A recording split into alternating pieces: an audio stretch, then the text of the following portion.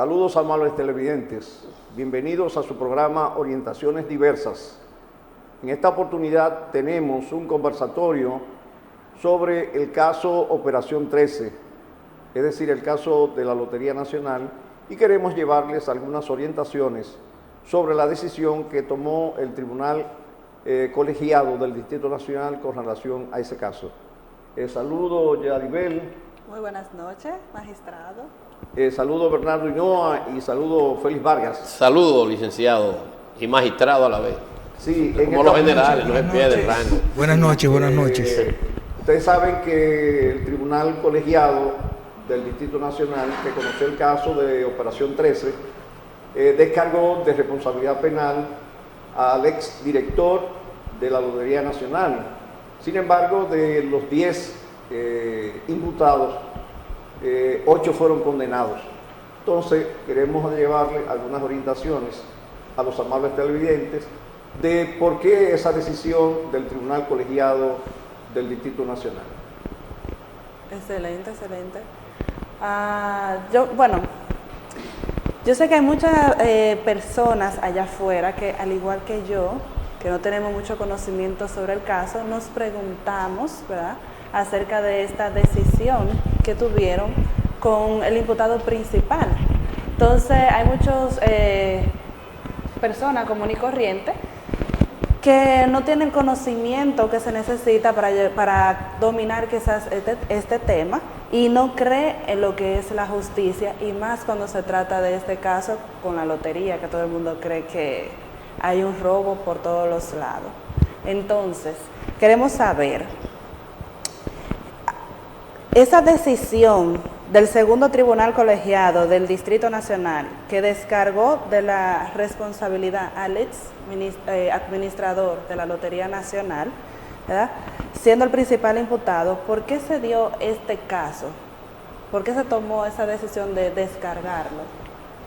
Bueno, Yaribel, yo pienso que hay que dividir el asunto en dos partes. Primera parte, tú sabes que a veces los ciudadanos que no tienen conocimiento jurídico piensan que, bueno, que la persona de renombre y la persona adinerada no se le aplica la justicia, y que la justicia solamente es para las personas que no tienen recursos. Pero también hay que ponerse del otro lado y es tomando en cuenta de que si un expediente no es bien instrumentado y no se aportan las pruebas al tribunal, naturalmente el juez tiene que tomar una decisión. Entonces, hay que verlo de ese punto de vista, de esos dos puntos de vista. Desde el punto de vista de los ciudadanos que no tienen ningún conocimiento jurídico, que naturalmente van a decir que no creen en la justicia, que la justicia solamente es para los descalzos. Para unos cuantos. Y que el que tiene dinero no se aplica a la justicia. Pero aquellos ciudadanos que sí tienen algunos conocimientos jurídicos van a decir, bueno, pero es que si a un juez no le lleva un expediente bien instrumentado y que no se demuestre la culpabilidad de una persona, porque siempre, en base a la Constitución de la República, hay una presunción de inocencia. Lo que se demuestra es la culpabilidad, porque la inocencia se presume. Entonces, hay que tomar en cuenta esos dos aspectos. O sea que sí, es así. Yo creo que la explicación que da el magistrado es interesante para no caer en el plano especulativo. Además, hay que hablar de la individualización de cada caso, es decir, nadie es culpable por otro, la culpabilidad es individual. Entonces, aunque era un expediente en conjunto, ¿verdad?, y más de un acto de corrupción administrativa, cada individuo responde por él mismo. Por tanto, cae dentro de la soberana decisión de los jueces. Antes se hablaba de íntima convicción, pero vamos a hablar de su soberana decisión de sentenciar, de dar un dictamen en función de lo que considere. Cada expediente, aunque el caso era conjunto, cada expediente estaba individualizado para cada uno de los imputados. ¿Qué resulta? Que lo que ha llamado la atención es que por tratarse del mayor compromisario de ese acto colectivo de malhechores, se entendía que debía ser, pero es un asunto de la intervención mediática. Lo que pasa es que este caso es el primer caso de corrupción que se atiende en el país y todos esperaban que fuera condenado en principio el coco mayor, en este caso el administrador, pero no es así. Los jueces no actúan de esa manera. Cada quien, ellos le dan su sentencia en función de la validez de las pruebas que le someten.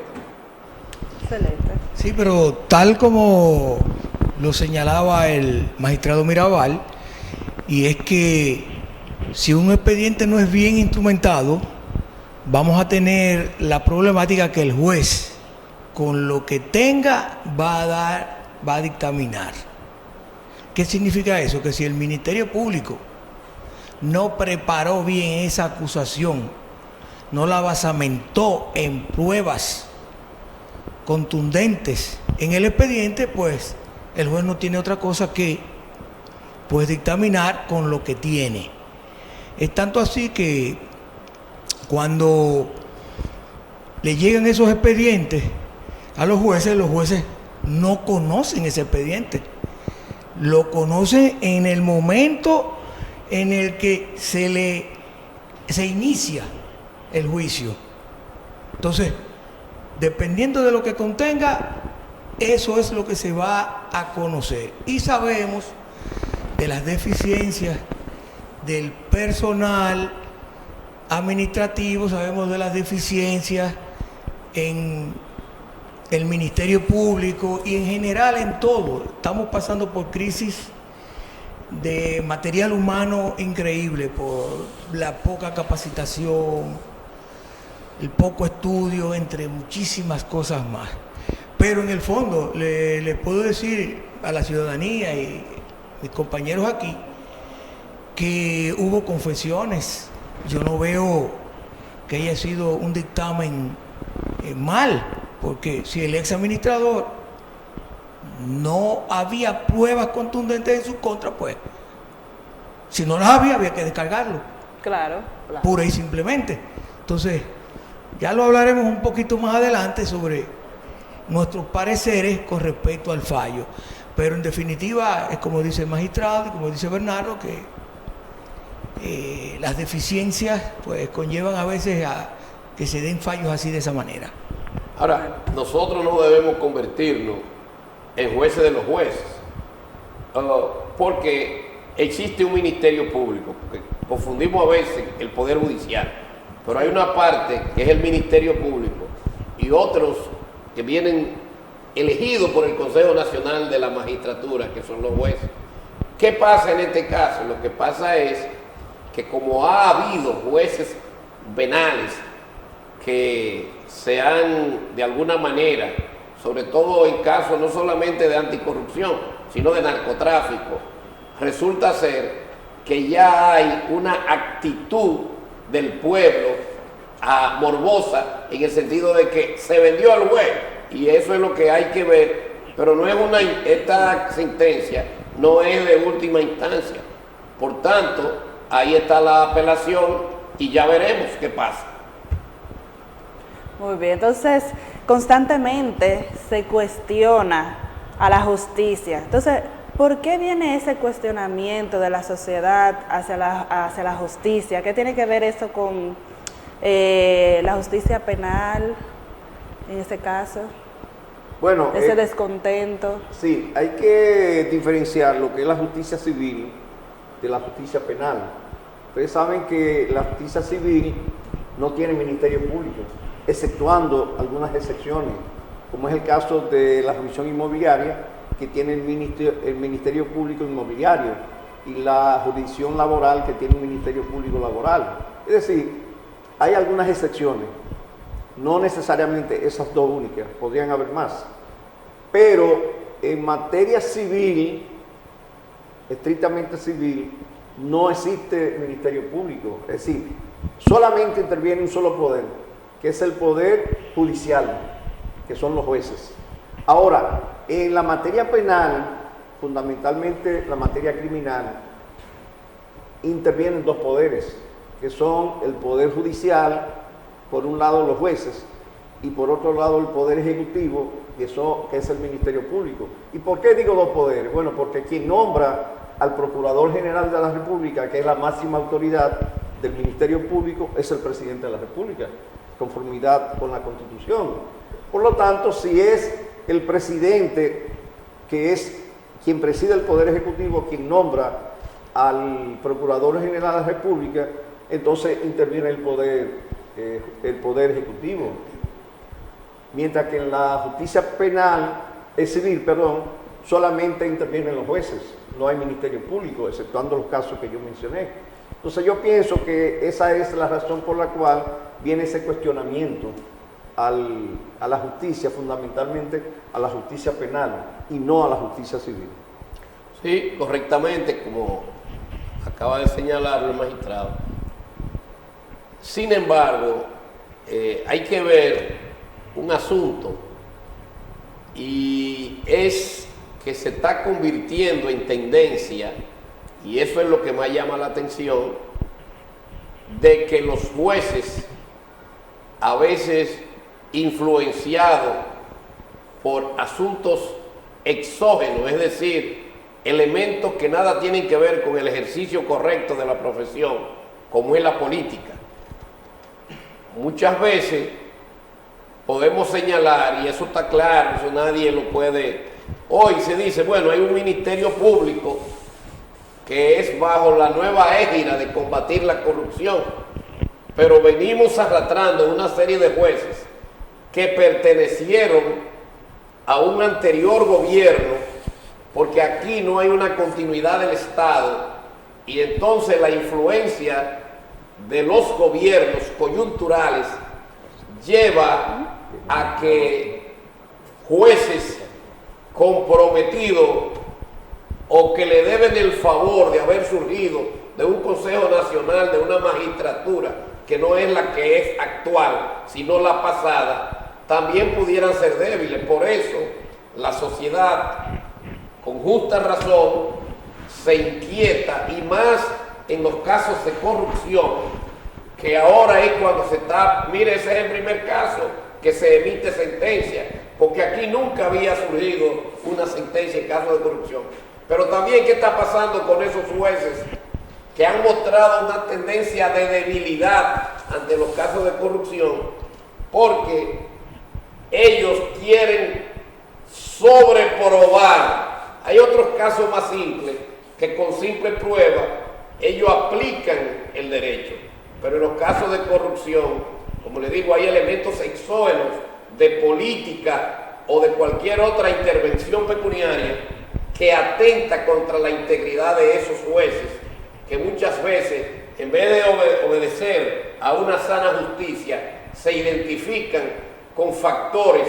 Digo, no estoy diciendo todos los jueces, algunos jueces, porque aquí tenemos al lado nuestro una persona que, sin querer tumbarle polo, porque él no tiene nada de polo, un saco negro ahí, ¿no?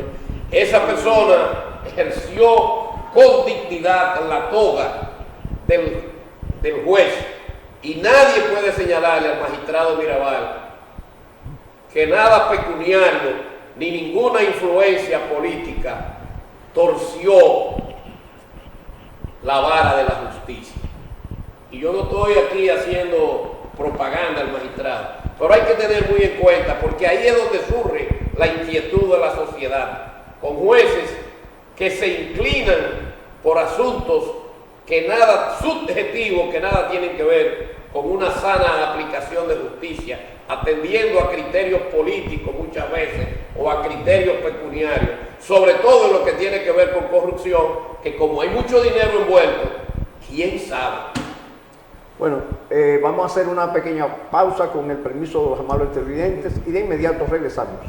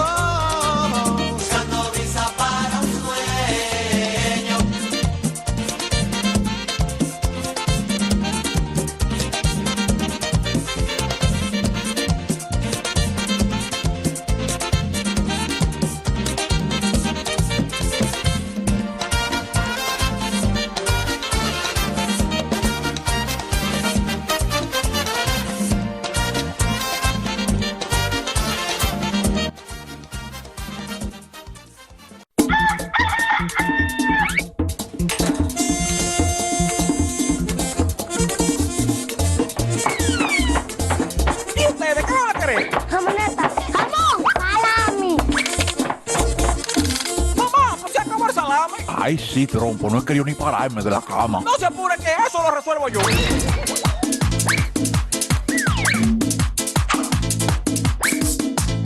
En La Ganadera yo hallo todo tipo de embutidos para deleitar mi paladar. Porque son embutidos con calidad de primera. ¡Embutido La Ganadera!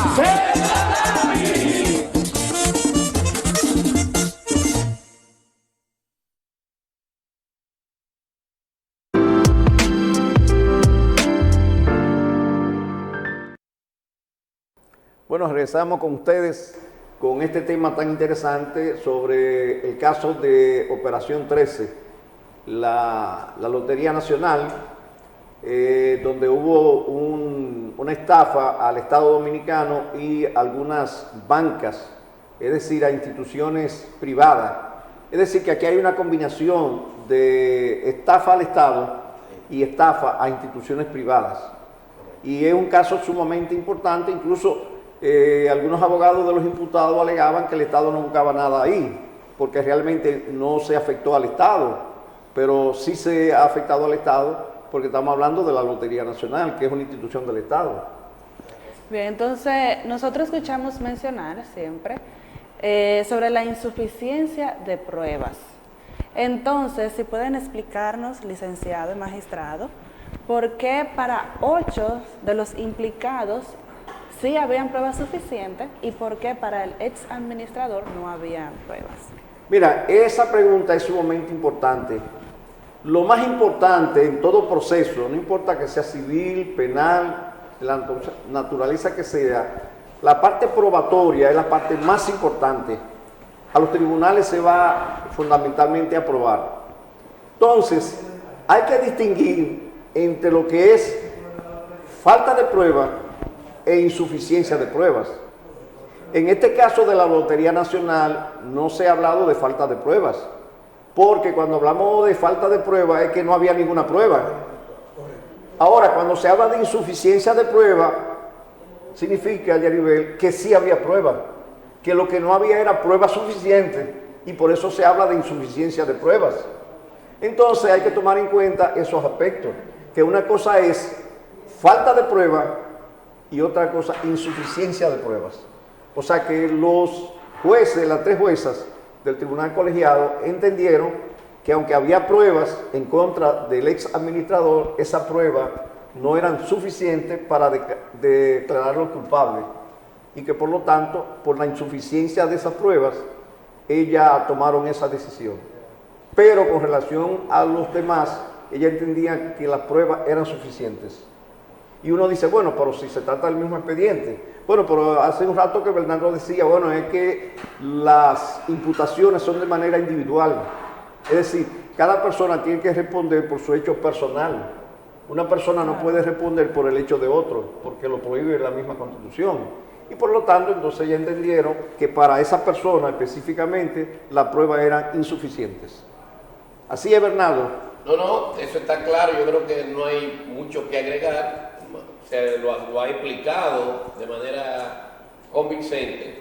Lo que queda es el sabor amargo, sí, de que siendo él el administrador, no tuviera todas las pruebas, mientras que los otros.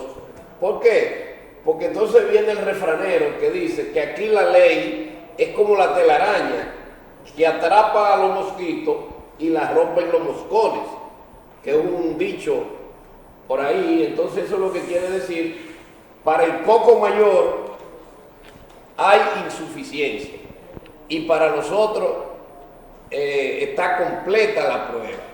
Pero, como decíamos, hay que respetar la soberanía de esos jueces y ellos son los que tienen el caso ahí y entendieron que para los 8 imputados que fueron condenados estaba todo completo, pero para el administrador y creo que otra persona más, sí, porque es un 80-20, dos fueron y 8 no, entonces para esos 2 no había faltaba algún elemento constitutivo, como se dice en derecho penal, que implicara la aplicación de una pena. Porque en derecho penal hay que tener una serie de cosas. Yo ahora mismo memorizo, entre otras cosas, que hay que tener el animus necandi y una serie de cosas más que no recuerdo. Magistrado, el colega aquí, cuando yo estudiaba derecho, realmente son elementos constitutivos que tipifican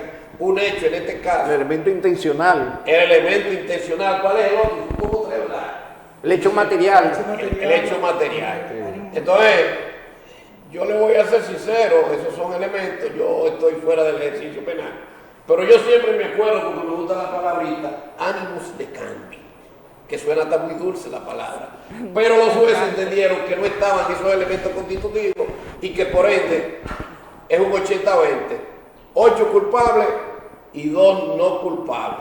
Pero vuelvo a reiterar, no os desesperéis, dice por ahí un político, porque falta lo que se llama la apelación, y precisamente en el día de hoy vi que el fiscal del distrito está ya preparando la instancia correspondiente para incurrir en la apelación y necesitará unos 40 días más, pero eso es la bola pica y se extiende. Vamos a esperar a que llegue a la sentencia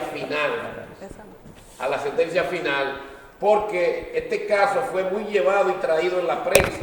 Entonces ese elemento subjetivo también está pesando. Por eso es que hay que tener mucho cuidado, y lo decía doña Miriam en una intervención reciente, con no ir tanto a la prensa, porque los casos no deben debatirse en los periódicos, porque si fuera así, entonces todos los medios, los dueños de medios de comunicación son angelitos, y lo que leemos, los medios y lo que lo escuchamos, somos los diablitos. Y aquí no se trata de eso. La justicia es algo muy serio y por tanto hay que darle la oportunidad a la manifestación de esos jueces que se prepararon en una carrera judicial para dar dictámenes correctos. Pero la apelación está en camino. Hay un ingrediente que no se ha tomado en cuenta, que no lo han tomado en cuenta, y es que 6 confesaron.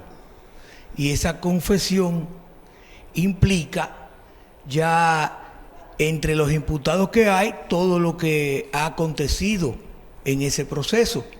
Y eso redunda bastante y ya entonces se indica claramente cuáles son los que cometieron en asociación de malhechores el hecho, quiénes estaban implicados y quiénes no. Entonces por ese motivo que vemos que posiblemente por esas confesiones se excluye al ex administrador de la lotería. Entonces ese es un punto que hay que tomarlo en cuenta. Yo quisiera agregar una cosita que obvié ahorita, y es, fíjense, como lo explicaba el magistrado, el Ministerio Público es una dependencia, vamos a decirlo así en lenguaje llano, del Poder Ejecutivo.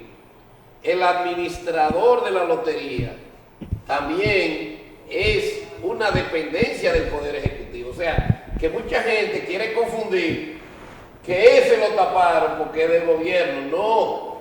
No se trata de eso.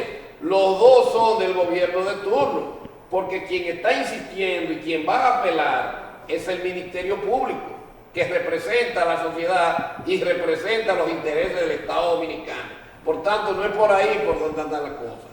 Por eso es que hay que tener mucho cuidado si usted no ha profundizado en la investigación jurídica para emitir un juicio. Mire qué bueno que usted toca ese punto, porque para allá iba. Se habla mucho también acerca de la independencia del Poder Judicial. Entonces, ¿pueden explicarnos si existe esta independencia o no del Poder? Bueno, cuando se habla de la independencia del Poder Judicial, hay que tomar en cuenta 3 aspectos.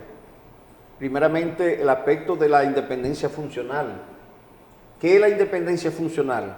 Bueno, que en la función del juez no intervenga ninguna persona o institución extraña para él tomar una decisión. A eso se le llama independencia funcional. Es decir, que en el desempeño de sus funciones él no tenga ningún tipo de injerencias. Ahora bien, otro aspecto es la independencia interna. ¿Qué significa esto? Bueno, que en el ejercicio de su función, ninguna persona o institución internamente dentro del Poder Judicial le dé orden. O sea, que ese juez no reciba ningún mandato, ninguna orden de ninguna persona o de ninguna institución interna al Poder Judicial. Y finalmente la independencia externa, que es que ninguna persona o institución externa fuera del Poder Judicial tenga que ver con las decisiones de los jueces. A eso se le llama independencia funcional, independencia interna e independencia externa. Entonces habría que ver si actualmente se dan esas tres condiciones para que los jueces sean totalmente independientes. Yo pienso que durante la dirección de la Suprema Corte de Justicia del magistrado Jorge Suberoiza había una total independencia interna, porque nunca en esa presidencia, en esa Suprema Corte de Justicia, se dieron órdenes para que los jueces tomaran tal o cual decisión. Ahora bien, cuando se sustituyó al magistrado Jorge Suberoiza y entró en esa función el señor Mariano Germán Mejía, esa independencia interna se rompió. ¿Por qué? Bueno, porque vino el caso de Abuelda Reyes, la magistrada Abuelda Reyes, un tribunal penal de la capital, que manifestó públicamente que ella recibía órdenes del presidente de la Suprema Corte de Justicia de ese momento, que era Mariano Germán, para ella soltar personas que estaban sometidas a la justicia. Entonces, ahí en ese momento, igual que Francisco Arias, que era miembro del Consejo del Poder Judicial, fueron ambos sometidos a la justicia, incluso cancelados del Poder Judicial, y finalmente eso se quedó así. ¿Por qué? Bueno, porque había una persona de mucho poder, en este caso el presidente de la Suprema Corte de Justicia, que estaba involucrado en ese caso. Pero ahí es que entra el asunto, ahí es que surge el cuestionamiento de la independencia. Fíjese cómo usted, en su buena exposición, dice lo que pasó. Un involucramiento de un presidente de una Suprema atenta con que esas personas que charlatanamente actuaron en su momento no recibieran el peso de la ley como cualquier otro ciudadano. Bueno, vamos a hacer una pequeña pausa con el permiso de los amables televidentes y de inmediato regresamos.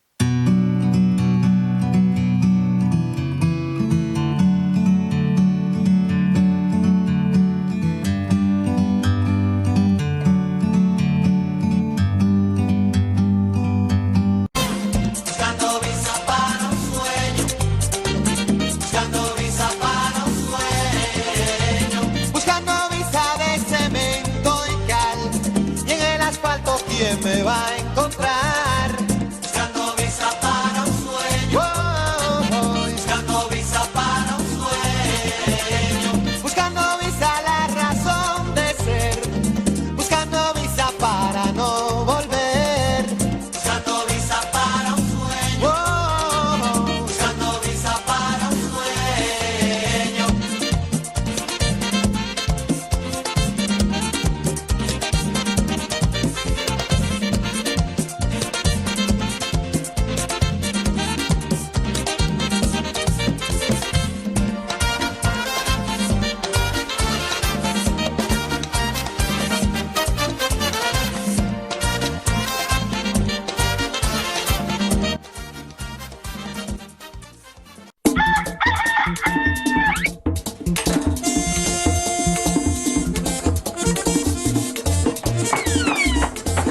¿Y ustedes qué van a querer? Jamoneta, jamón, salami. Mamá, pues se acabó el salame. Ay, sí, trompo, no he querido ni pararme de la cama. No se apure que eso lo resuelvo yo.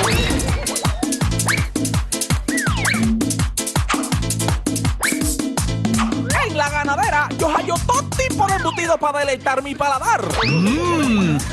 Porque son embutidos con calidad de primera. ¡Embutido La Ganadera!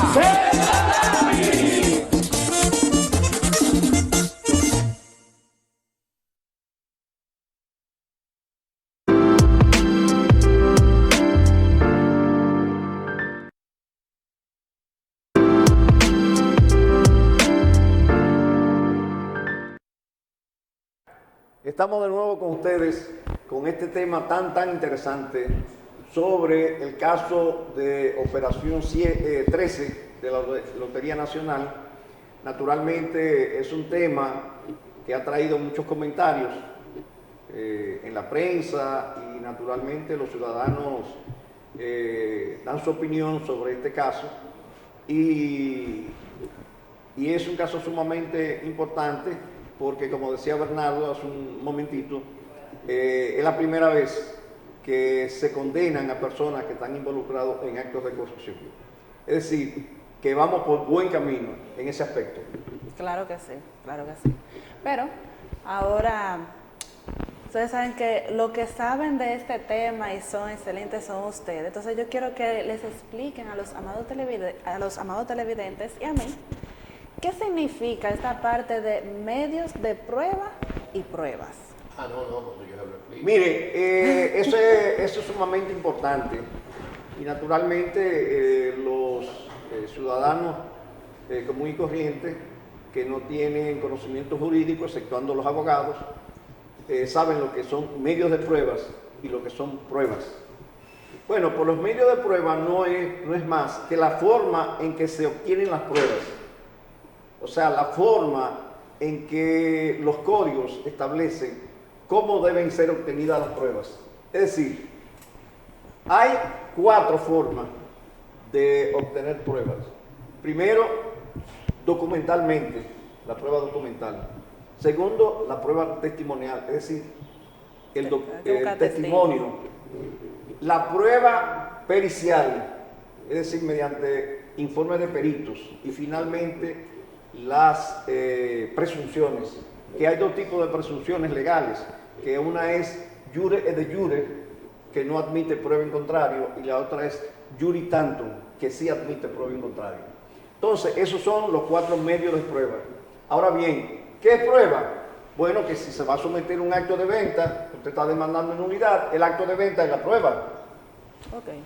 Pero el medio de prueba es el documental y la prueba es el acto de venta.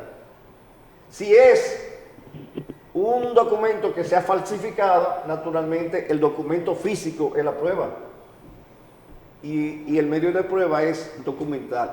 Si la prueba es testimonial, entonces cuando el testigo se presente por ante el juez, esa es la prueba, el testimonio que da esa persona se constituye en una prueba. Pero ya las declaraciones del testigo, porque el medio de prueba es la testimonial. Ahora, si se necesita una persona con el conocimiento científico para aportar una prueba, entonces el tribunal nombra lo que se llama un perito. Entonces, lo que ese perito le informe al tribunal mediante un informe físicamente, con su firma, esa es la prueba. Y en el caso de las presunciones, que hay presunciones, por ejemplo, un acto de venta del año 2020 de que Pedro vendió una propiedad, pero resulta que se presenta un acta de defunción auténtica que dice que Pedro murió en el año 2010. Entonces, para firmar en el 2020 tenía que sacarlo de la tumba. Por lo tanto, hay una presunción jure et de jure de que esa firma que está en ese acto no es la de Pedro. Porque si Pedro murió en el 2010 no puede estar firmando en el 2020. No, es un claro asunto de lógica. Entonces, de eso se trata. Es decir, medios de prueba son 4 y las pruebas son lo que se someten.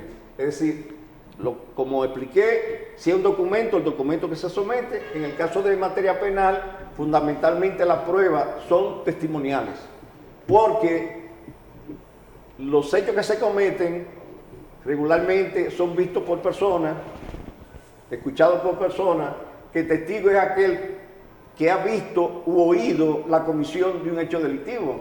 Porque una persona que ni vio ni escuchó nada no puede ser testigo. Para nada.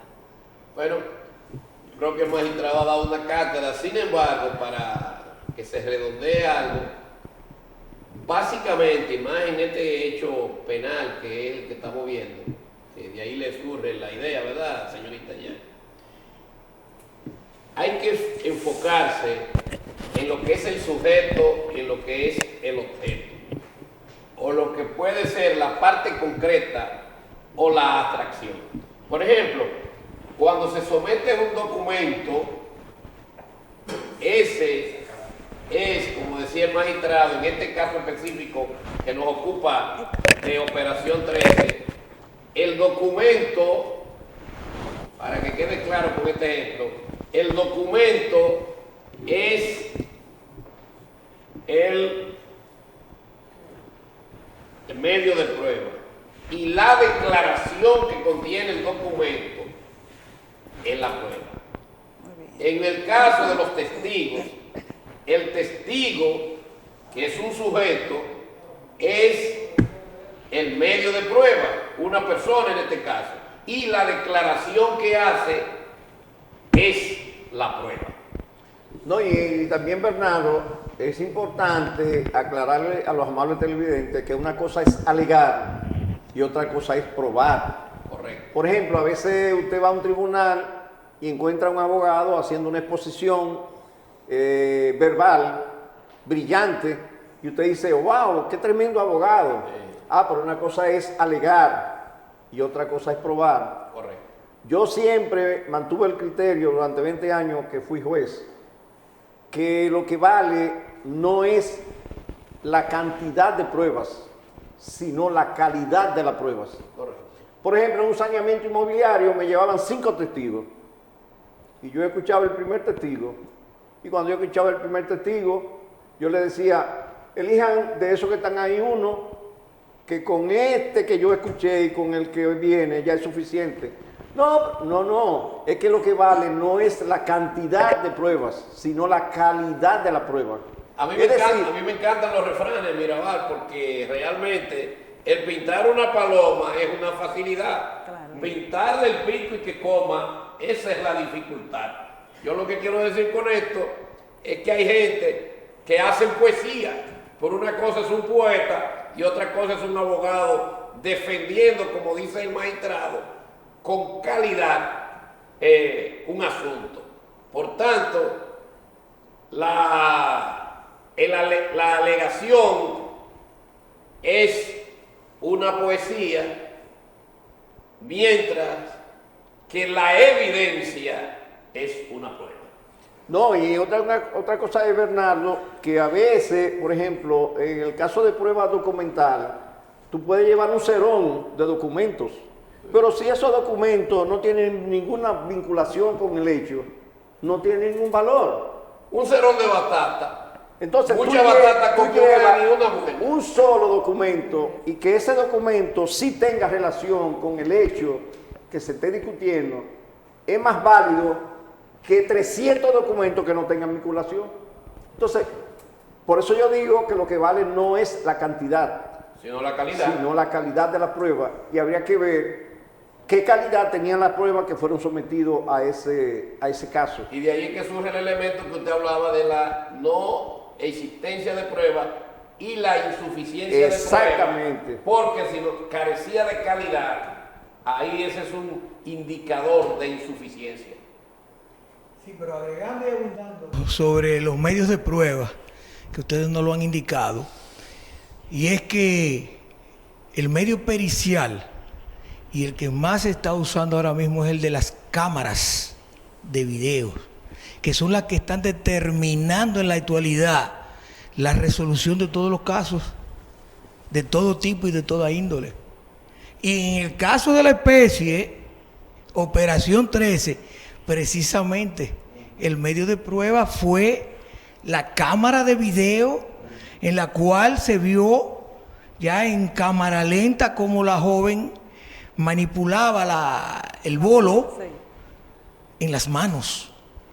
Entonces, es uno de los medios de prueba ahora mismo más importantes Muy porque importante. están dirimiendo casi el 90% de los casos penales y de otras índoles. Félix, lo que pasa es que hay que tomar en cuenta que la tecnología naturalmente viene a facilitar las cosas al ser humano.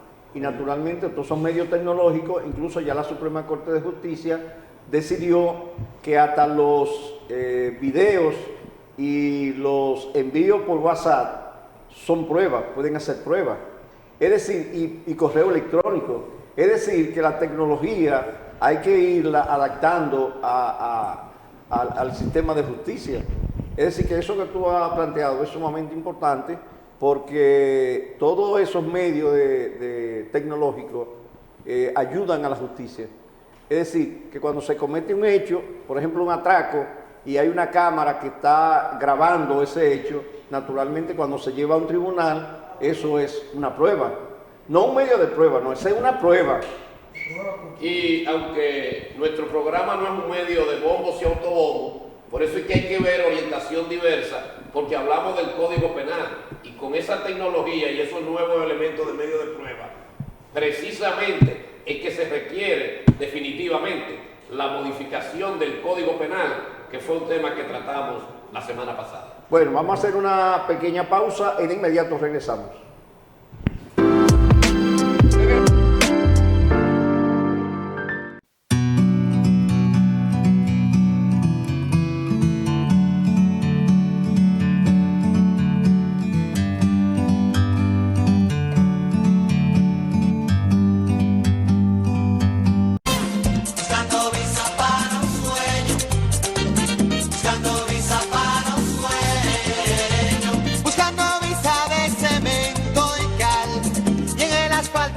Me va a encontrar buscando visa para un sueño, buscando visa para un sueño, buscando visa la razón de ser, buscando visa para no volver, buscando visa para un sueño, buscando visa para un sueño.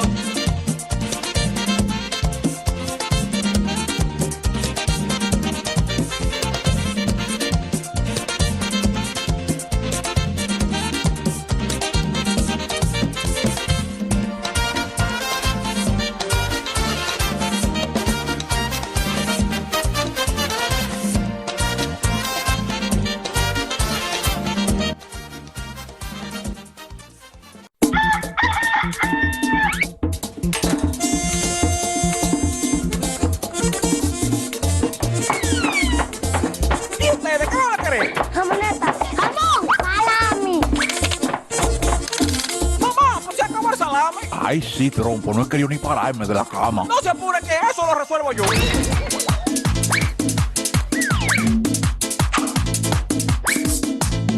En la ganadera yo hallo todo tipo de embutidos para deleitar mi paladar. Porque son embutidos con calidad de primera. ¡Embutido La Ganadera!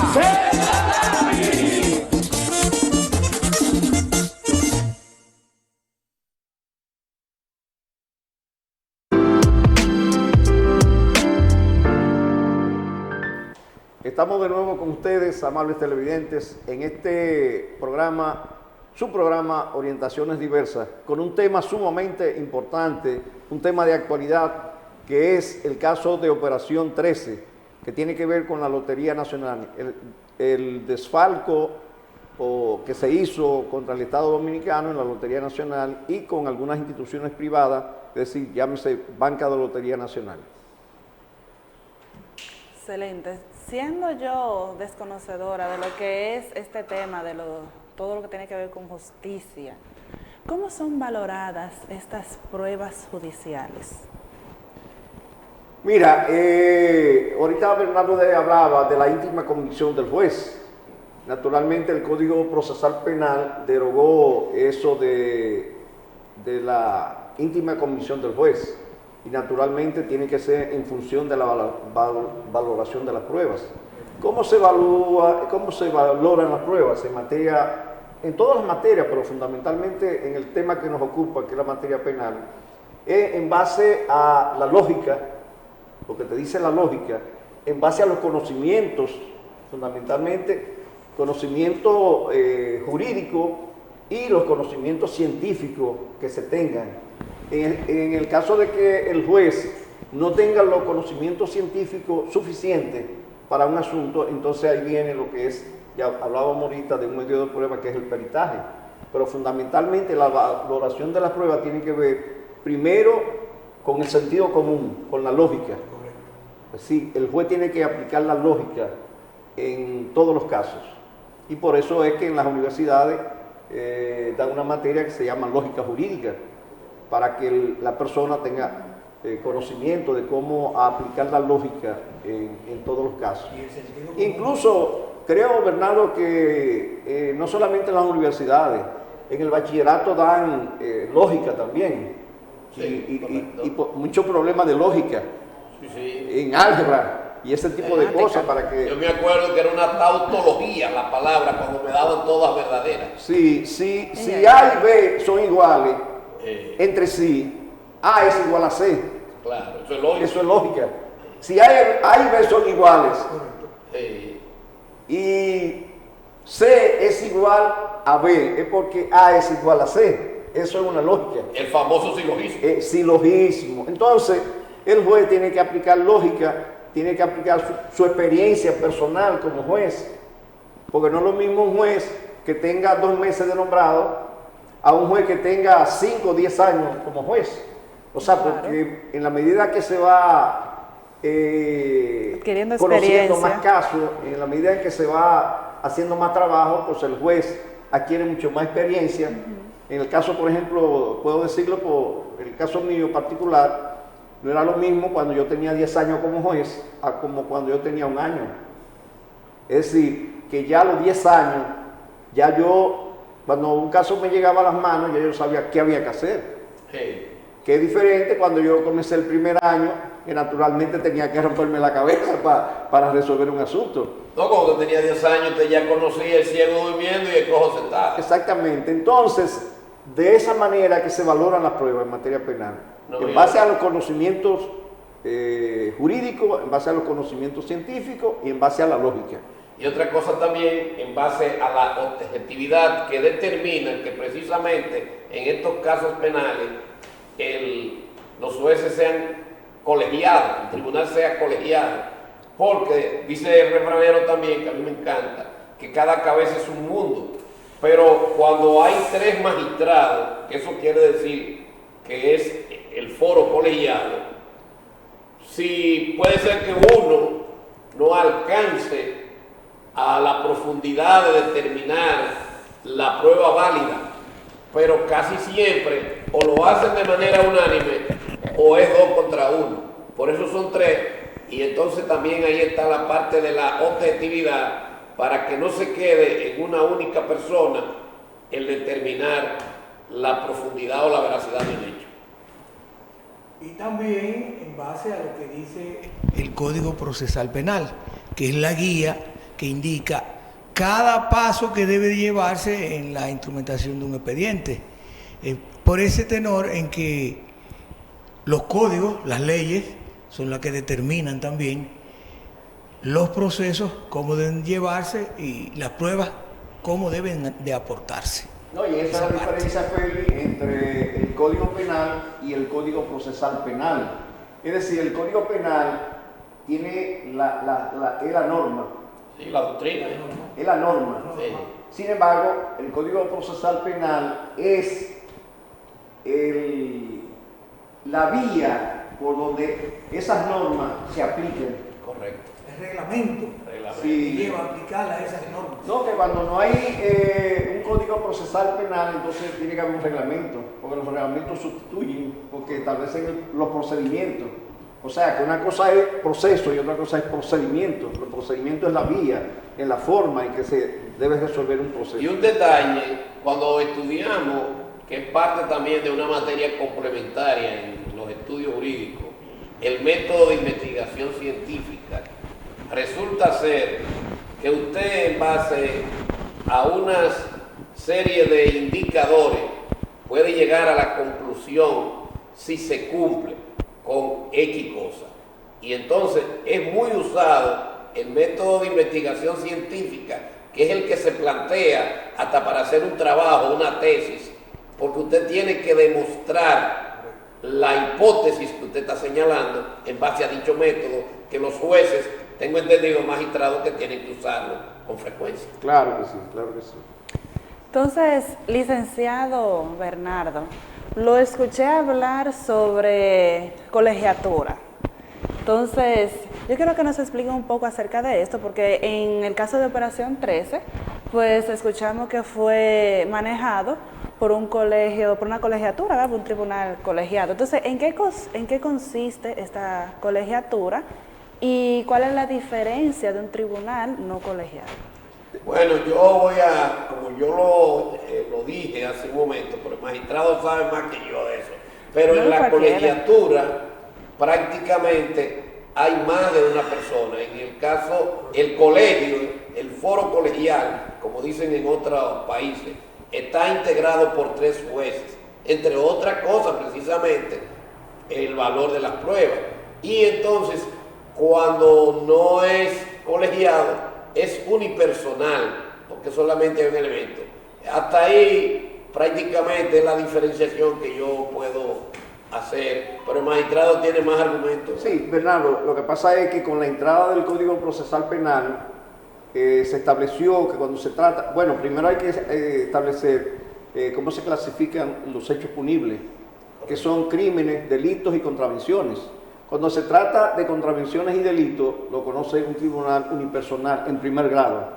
Cuando se trata de crímenes, entonces lo debe conocer un tribunal colegiado en primer grado. Y luego, si se apela, va a la corte. ¿Qué significa colegiado? Bueno, que no es solamente una persona, que son 3 personas. Como decía Bernardo, son 3 para que no haya empate.